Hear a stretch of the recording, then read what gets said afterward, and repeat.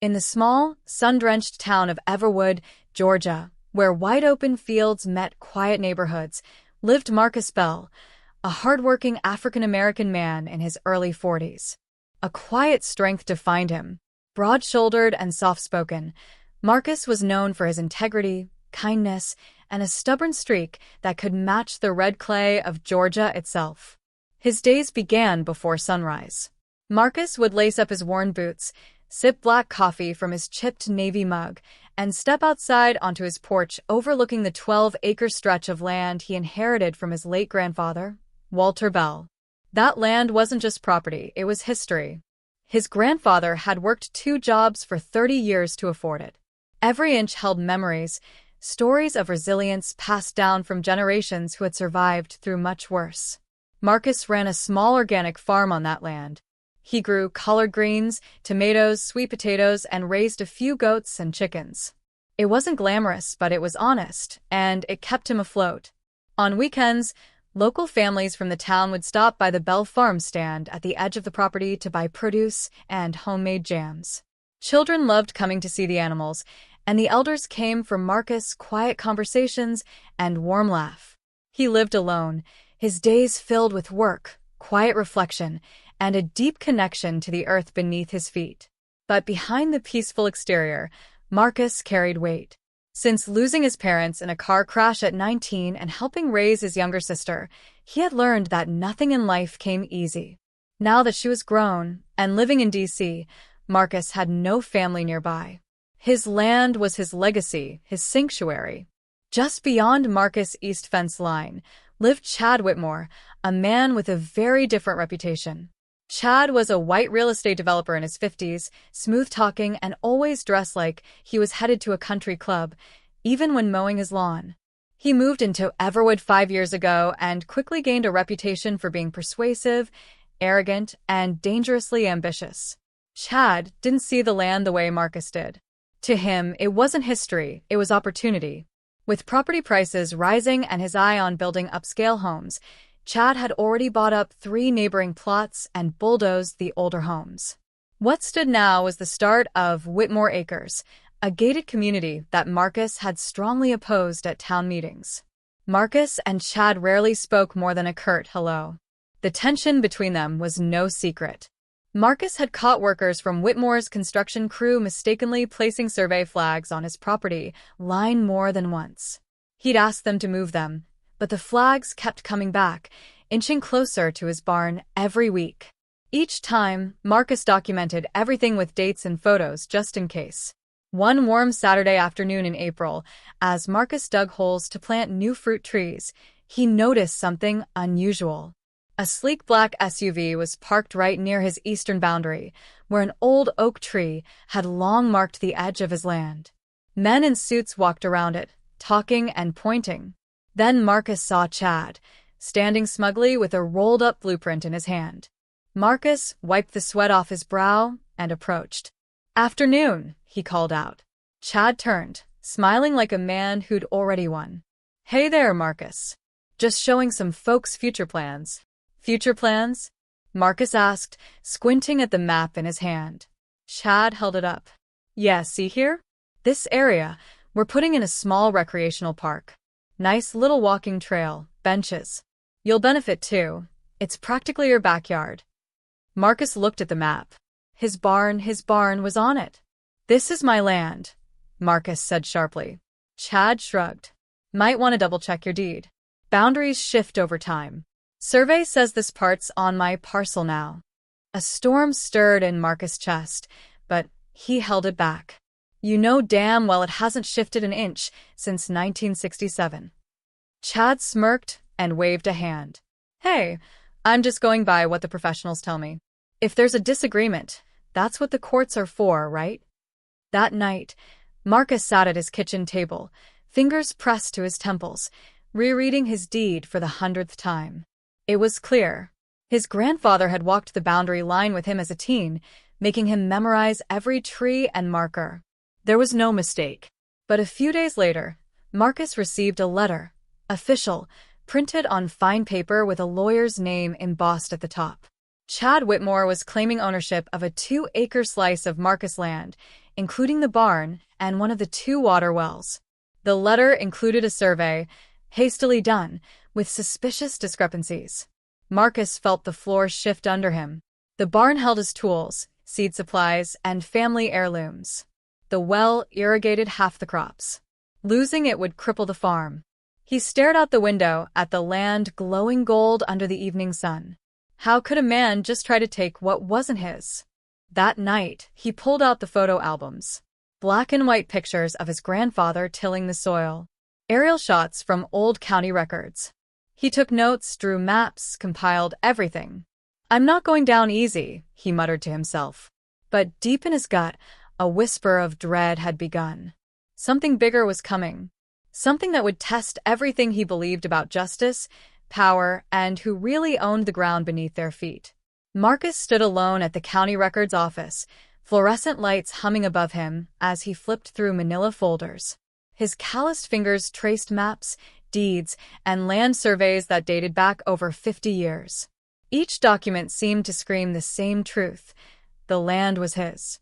But the more Marcus dug, the more he realized how tangled the web had become. The county clerk, an older black woman named Mrs. Loretta James, watched him from her desk with a mix of sympathy and concern. She had known Marcus' family for decades. "You're not the first to butt heads with Chad Whitmore," she said as she walked over with a fresh stack of files.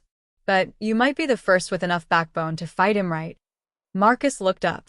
"You think I have a shot?" Loretta leaned in closer. "I think if you let this go, you'll regret it for the rest of your life. That land means more to you than it ever could to him."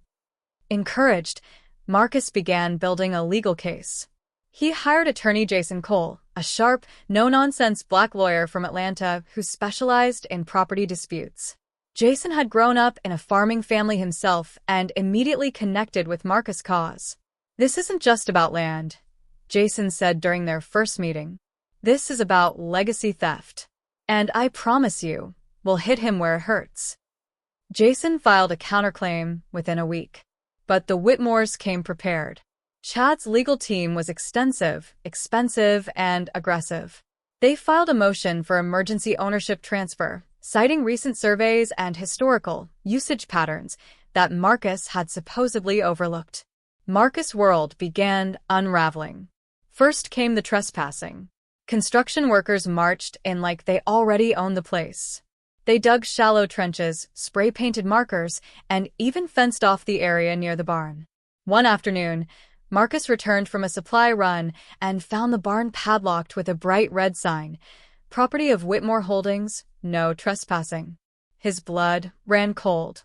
"This is theft," he said aloud to no one. He called the sheriff, but the deputy who showed up, Deputy Carl Burns, a tall white man with mirrored sunglasses, shrugged the situation off. "This looks like a civil matter," he said lazily, refusing to cut the lock or remove the sign. "Let the courts figure it out." Marcus' hands curled into fists, but he held his rage back. A few nights later, someone vandalized his roadside produce stand. Smashed glass jars. Broken baskets. Spray paint on the wooden sign. "Sell before you're evicted." It wasn't just about land anymore. It was psychological warfare. Jason advised him to document everything. Photos. Videos. Logs. They needed every shred of evidence for the upcoming hearing. But Marcus wasn't prepared for what happened next. He received an envelope by certified mail, an amended plat map filed by Chad's lawyer. The map showed that not just the barn, but a third of his crops now fell under disputed territory. Chad had filed for immediate development rights on the contested land and had obtained a preliminary permit from the town's zoning board. How the hell did he pull that off? Marcus asked Jason during an emergency call. Jason sighed. "My guess? He greased the right palms." Everwood's officials are vulnerable, especially when real estate taxes are involved. Marcus felt the walls closing in, but he wasn't ready to surrender. That weekend, Marcus walked his land at sunrise, retracing the steps his grandfather once showed him. He paused by the old oak on the eastern border, the same tree his grandfather had planted the day he finalized the purchase in 1967. Then he noticed something. Beneath the tree roots, disturbed soil. Someone had dug up and removed the original boundary markers, short metal pegs embedded deep in the earth. They'd been replaced by fresh ones several feet to the west. Marcus knelt down and ran his fingers over the disturbed patch, his chest tight. This wasn't just dishonesty. This was sabotage. He called Jason immediately. They moved the boundary pegs. Jason's tone sharpened. That's criminal. Tampering with property markers is a felony in this state. Marcus began gathering witnesses. He met with Mr. Irving Wallace, a retired surveyor who had worked on the Bell property years ago. Wallace reviewed the new maps and nearly spit out his coffee. This is fraud, the old man growled. Plain and simple. Wallace agreed to testify, and Jason amended their case to include intentional fraud and land tampering. The small town buzzed with tension. Everwood's gossip mills lit up. Some people quietly supported Marcus. Others remained loyal to Chad, especially those hoping to cash in on Whitmore's planned development. But Marcus stood his ground. Then came the court summons. The hearing would be presided over by Judge Alana Jefferson, a stern African-American woman with a razor-sharp legal mind and a reputation for seeing through lies. Jason smiled when he saw her name on the docket. She's no fool, he told Marcus. And she doesn't like being manipulated. Marcus could only nod. All he had now was hope and truth. On the morning of the hearing, Marcus dressed in his best shirt and tie. As he stood outside the courthouse steps, he looked over at Chad, dressed in a blue suit, laughing with his lawyers like they were about to watch a comedy show. Chad caught Marcus' gaze and flashed a wink. Marcus looked away. But inside, the fire had returned. This wasn't going to end how Chad thought it would. Not this time. The courtroom was cool and formal, sunlight filtering through tall windows as people settled into benches, murmuring softly. Marcus sat at the front beside Jason, his spine straight, his jaw set. He could feel Chad's smug grin burning into the side of his face, but he didn't turn. He refused to give Chad the satisfaction. Jason leaned in, whispering, "Stay calm. The more arrogant he is, the harder he'll fall." The bailiff called the court to order. Judge Alana Jefferson stepped in, tall, poised, commanding silence with her presence. Her eyes scanned the room with surgical precision. Marcus could tell she missed nothing. After opening remarks, the case was laid out in stark contrast. Chad's team argued usage rights and misfiled boundary records. Jason countered with historical documents, family deeds, and the fraudulent repositioning of boundary markers. It was now officially a battle between legacy and manipulation. Chad took the stand confidently, his hair slicked back and tone casual. "I've always believed in investing in my community," he said.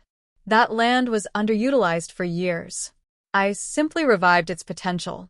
If Mr. Bell had valid claims, surely he'd have kept better records." Jason stood when it was his turn to cross-examine. "Mr. Whitmore, did you file for zoning development permits before or after the property line was adjusted?" Chad blinked. "I followed proper channels." Jason didn't flinch. "Yes or no?" "After," Chad finally admitted. "Were you aware that tampering with survey markers is a felony in Georgia?" Chad shifted in his seat. My team handled that." Jason pulled up a photo. The removed pegs, the fresh soil, the clear evidence of tampering. Then another photo, the original deed, showing the land's true boundary dating back 50 years. "We also have a witness, Your Honor," Jason added, "a former county surveyor who can testify under oath to the original placement of these boundary pegs and how they align with Mr. Bell's deed." Judge Jefferson nodded. "Bring him forward." Mr. Irving Wallace, silver-haired and sharp-eyed, stepped up. He testified with unwavering certainty, describing the original survey, the placement of pegs, and how they hadn't moved in decades, until recently. Judge Jefferson took notes quietly, occasionally pausing to glance at Chad. But then came Marcus' turn to testify. He took the stand, hands slightly trembling, not from fear but from the weight of everything he'd endured. "Tell the court," Jason said, "what this land means to you." Marcus swallowed. "It's not just dirt and crops. It's my family, my history, My grandfather worked this land with his bare hands. It's where I learned to plant, to harvest, to live with dignity. I've been here, every day, rain or shine. That man, he said, pointing toward Chad, hasn't spent one honest hour on it. Jason paced. Did you give Mr. Whitmore permission to enter your land? No. Did you move the survey markers? No. Did you ever agree to sell or lease any portion of your land? Never. Jason turned to the judge. No further questions. For a moment, the courtroom was silent. Then Chad's lawyer stood, attempting to rattle Marcus with technicalities, minor discrepancies in land tax filings, vague comments made to county inspectors, and even a dated video clip where Marcus mentioned downsizing his operations. But Marcus didn't break. I said I was downsizing, he explained, not giving it away. Outside the courtroom, things escalated. That evening, Marcus discovered his tractor vandalized. Tires slashed. Fuel line cut. Spray painted again. You'll lose anyway. When he called the sheriff's office, they sent Deputy Carl again, who lazily took notes and shrugged, as if it were all a neighborhood squabble. That night, Marcus sat on the porch under the stars, haunted by doubt. What if the system failed him again? What if Chad walked away clean? Jason called him around midnight. I know it's hard, Jason said, but I need you to trust the truth. This judge isn't like the others. She's sharp. But we need to press harder. We need a win that echoes. Marcus stared out at the fields, his heart heavy. What do we do? Jason was quiet for a second. Then he said, we push for an injunction. Block his permit. Expose the fraud to the zoning board. And I want to subpoena the inspector who approved that permit. If Whitmore paid someone off, we'll find it. The next morning, Jason filed an emergency motion. A temporary restraining order was granted, halting any development on the disputed land until the court reached a final decision. That was the first real victory, and Chad's face at the courthouse the next day showed it. No more smirks, just tight-lipped anger. But the real surprise came when a whistleblower reached out. Her name was Tanya Fields, a clerk at the county zoning office. She contacted Jason anonymously at first, then agreed to meet in person. I don't want trouble, she said nervously, but I saw the approval forms. They were rushed, backdated. I think Mr. Whitmore pressured our department head. She handed over a folder, internal emails, timestamp discrepancies, and a letter addressed to the zoning board that had never been filed. This was supposed to go public, she said, but my supervisor shelved it. Jason was stunned. Would you testify? I can't do that, Tanya said. I'll lose my job. Jason nodded solemnly. I understand, but this is enough. Armed with this evidence, Jason filed a motion to have the permit revoked entirely, citing fraud, coercion, and willful deception.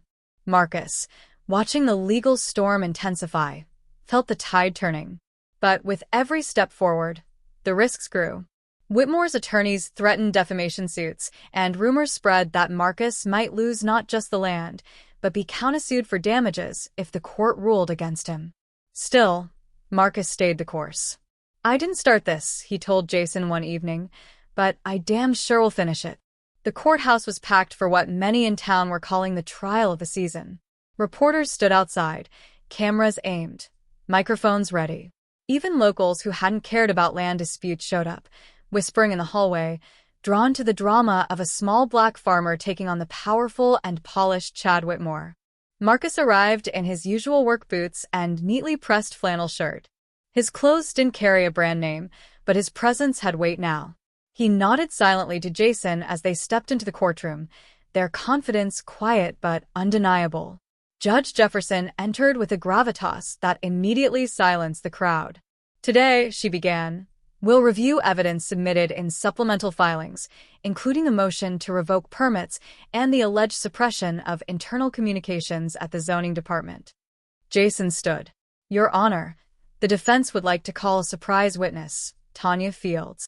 The room buzzed. Chad sat upright in his chair, his eyes flicking toward his lawyer in panic. Tanya entered nervously, but once sworn in, she delivered a calm, measured account. She confirmed the fraudulent rush job on the development permits and produced copies of internal communications, all marked with damning timestamps and omissions. Did Mr. Whitmore or anyone on his behalf pressure your office? Judge Jefferson asked. Tanya hesitated, then nodded. I can't prove the direct conversation, but yes. My supervisor told me. We don't hold up Whitmore. We follow his lead. Chad's lawyer objected, claiming hearsay, but the judge allowed it for the record. Jason followed up with another bombshell. Your Honor, we also have a signed statement from a retired inspector, Philip Brenner, who confirms he was offered an under-the-table payment to expedite zoning changes in favor of Mr. Whitmore. Gasps rippled across the courtroom. Judge Jefferson leaned forward. Is that witness present? No, Your Honor, Jason said. He's in hospice care, but we have a notarized deposition. The judge read the document silently for a few long moments. Then, she glanced toward Chad, who now looked pale and cornered. Jason continued. And finally, Your Honor, we present photographic evidence of the removed and tampered boundary markers, plus timestamped drone footage captured by a neighboring farmer, showing Whitmore's construction crew entering Mr. Bell's land weeks before any permits were officially granted. The footage played on screen. There it was, clear as day, Chad's team setting up fencing, flattening soil, and moving stakes while Marcus was away at a funeral for his uncle. It was the final nail. Marcus watched Chad squirm as the truth unfolded layer by layer. His arrogance, once a shield, was now a weight dragging him into the mud of his own misdeeds. When the judge called for a recess, Chad's lawyer tried to cut a deal. Listen, he told Jason in the hallway, we're prepared to offer financial restitution. Full market value for the disputed land, plus damages. That's a fair deal. Jason didn't flinch. My client doesn't want money. He wants the truth recognized. He wants his land. Chad stormed over. You're making a mistake, he sneered at Marcus. You could walk away rich. But you want to play the hero. Marcus stared him down, eyes steady. You took what wasn't yours. I'm not here to play anything. I'm here to get back what's mine. Back in court, Judge Jefferson returned after recess with her ruling. In review of all the evidence, she began, including testimony from zoning officials, the notarized deposition, and visual proof of unlawful entry and manipulation of boundary markers, the court finds in favor of Marcus Bell. The gallery erupted in gasps and then applause. Judge Jefferson pounded her gavel once. Mr. Whitmore's permits are revoked immediately. All developments on the land are to cease. Additionally, this court refers this matter to the state attorney for investigation into potential criminal fraud and zoning violations. Chad's face crumbled, but the judge wasn't done. Mr. Bell, your rights have been violated. While you declined financial restitution, this court will award you punitive damages of $500,000 to cover legal fees, emotional distress, and loss of agricultural income during this dispute. Marcus didn't cheer. He didn't shout. He simply nodded, lips pressed together in silent gratitude.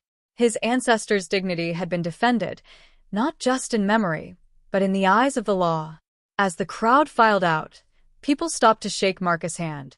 Many were strangers. Some were neighbors who had once kept silent. But now, they looked at him with respect. They saw the man, not just the farmer. Outside the courthouse, Chad tried to leave quietly, but reporters swarmed. Mr. Whitmore, will you comment on the fraud allegations? Is it true you bribed officials?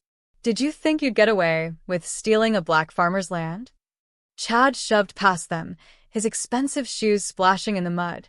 Poetic justice in every step. Marcus, on the other hand, stepped out into sunlight. Cameras followed him, but he didn't need to speak much. His story had already been told, in roots, in truth, and in soil. Jason walked beside him, grinning.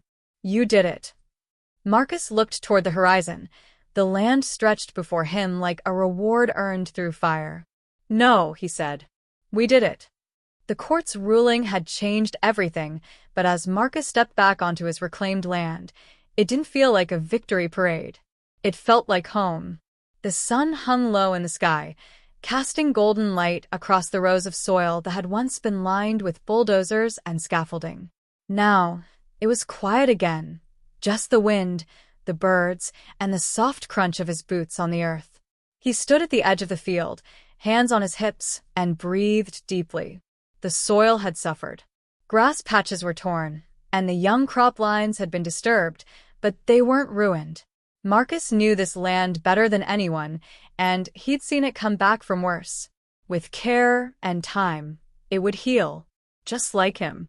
Jason pulled up in his pickup truck, parking under the oak tree where Marcus' grandfather used to sit and tell stories about sharecropping days and resilience passed down like seed. He got out with 2 coffee cups in hand. "Thought you could use this," Jason said, handing one over.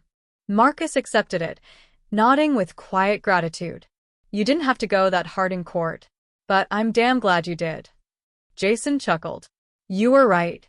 This wasn't just a land case, it was about principle, about dignity." They sipped their coffee in silence, watching the breeze ripple through what remained of the tall grass. In the distance, one of Marcus' neighbors, Mrs. Henderson, waved from her front porch. She'd once ignored Marcus when he warned the town about Chad's growing reach. Now, she came over the fence line almost daily, offering pies, apologies, and even referrals to help him get his crops recertified. Marcus didn't hold grudges. He knew people move slow when truth was uncomfortable. He just appreciated they were moving now. Later that week, a town hall was held to address corruption in the zoning office. Tanya Field stood alongside Marcus and Jason as they urged the community to push for accountability and transparency. The mayor, once tight with Chad's development firm, stammered through a promise to investigate mismanagement. But it was more than just damage control. For the first time, the town listened. A local news channel ran a special segment titled, "The Farmer Who Fought Back." It featured drone footage of Marcus' land before and after, clips from the courtroom, and emotional interviews from townspeople who had a change of heart. "I didn't see it then," one said, but he wasn't just fighting for himself. He was fighting for what's right. And Chad Whitmore? He disappeared from the public eye within a week. His company, Whitmore Holdings, went under federal investigation. Shareholders fled. Properties were auctioned. His name, once synonymous with prestige, was now met with scorn and caution. Marcus never saw him again, though rumors floated around that he moved out of state, trying to salvage whatever was left of his reputation. One day, weeks after the court ruling, Marcus stood beside a newly erected sign at the edge of his land. It read, "Bell Family Acres, established 1961, reclaimed 2025. Below it, a smaller plaque read, "For every seed buried in silence, there will come a harvest of truth." Children from the nearby elementary school visited on field trips now. Marcus would walk them down the rows, showing them how squash grew, how beans climbed trellises, how the land could speak if you listened close enough. They called him Mr. Bell the Grower, and he liked that title better than any lawsuit win. One of the kids asked him once, "Why didn't you just give up when that man tried to steal your land?" Marcus crouched beside the boy, wiping dirt from his calloused hands. "Because if I gave up, then the people who come after me might think it's okay to let someone walk over you. I wanted to show them, and you, that we stand firm, like these roots." The boy smiled, then pointed to the crops. "Can I plant one too?" Marcus handed him a seed. "Only if you promise to come back and watch it grow." Jason later joked that Marcus was becoming a local legend. There was even talk of turning part of his story into a documentary. But Marcus didn't care for cameras or fame. His focus was on planting, growing, and mentoring a few local teens who wanted to learn about farming. They didn't just learn how to grow vegetables. They learned how to stand tall, even when storms rolled in. At night, Marcus sat on his porch with a cold tea and a view of the stars. Sometimes, he'd talk aloud, imagining his grandfather sitting beside him. "We got it back, Granddad," he'd say. "Took some doing, but we held on." A soft breeze would rustle the wind chimes, and Marcus would smile. He didn't have to say it out loud, but in his heart, he knew justice had deep roots. And now, thanks to truth, resilience, and a stubborn refusal to bow. Those roots had grown strong again. Marcus Bell hadn't just reclaimed his land. He'd reclaimed his legacy.